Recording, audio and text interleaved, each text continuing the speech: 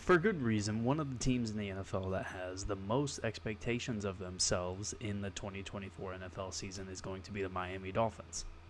Not only because of an 11-win year last year, but because of the fact that this team is loaded with talent at almost every single position that you need to have a lot of talent in. You have a quarterback in Tua Tagovailoa, who I think is in the tier of quarterbacks that are capable of winning a Super Bowl. You have skill position players like Tyreek Hill, like Jalen Waddle, like Odell Beckham Jr. if he's healthy, like Raheem Mostert, like Devon Achane. You have a team that doesn't just have the talent. You have a team that also has the coaching staff that I think, with Mike McDaniel at the helm, has shown that he is a pretty good leader when it comes to being a head coach in the NFL and a pretty good play caller as well. You have a defense that is also filled with talent, with guys that you bring over in free agency, with also guys that you had on the roster from previous years. This is a team that not only is going to compete for the AFC East title, they're going to compete for the AFC title. Let's start, however, with the defense. So I would say that the defense is the reason that this team was not better than they were last year. But at the same time, the offense is the reason that they lost the wild card game last year against Kansas City. Defensively, though, statistically, not good in any real metric. Top 10 in terms of total yards and 7th in terms of rushing yards. And 7th in rushing yards includes 2 games in which they gave up a combined 52 rushing yards to the New York Jets.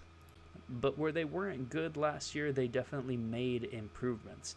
They got a starting second safety with Jordan Poyer to go next to Javon Holland. They got another really, really good cornerback in Kendall Fuller, who hasn't been a Pro Bowler in his career, but has been one of the better cornerbacks in the NFL over the last 4 seasons with the Washington Commanders. You also already have Jalen Ramsey. You bring over Calais Campbell, and you hope guys like Bradley Chubb, Jalen Phillips, also Jordan Brooks, who you bring over from Seattle, you hope health is the only thing you have to worry about with this team. Because reasonably, this defense could be a top 5, top 10 defense if everyone stays healthy in almost every single metric, whether you want to talk about playing against the run, playing against the pass, creating turnovers, limiting scores. This defense has everything they need to be able to do that. The main reason that the Miami Dolphins were not,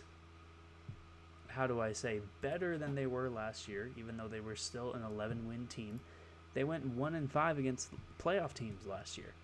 And a big reason that they lost those 5 games is because they couldn't stop anybody defensively. You give up 48 points to the Buffalo Bills, you give up 56 points to Baltimore, and you give up 31 points to the Philadelphia Eagles. 3 teams who had Super Bowl aspirations last year. And the only team that you beat that ended up making the playoffs last year were the Dallas Cowboys. And Dallas ended up being the biggest loser of the playoffs last year, losing in the first round to a 9-8 Green Bay Packers team. There's plenty of things to say could go wrong for Miami. You look at every single position that Miami has, and from quarterback to safety, there's guys who have had injury issues in their past. And a lot of the offensive success is going to be the same boat as the defensive success. If everyone stays healthy, then success is what they're going to achieve.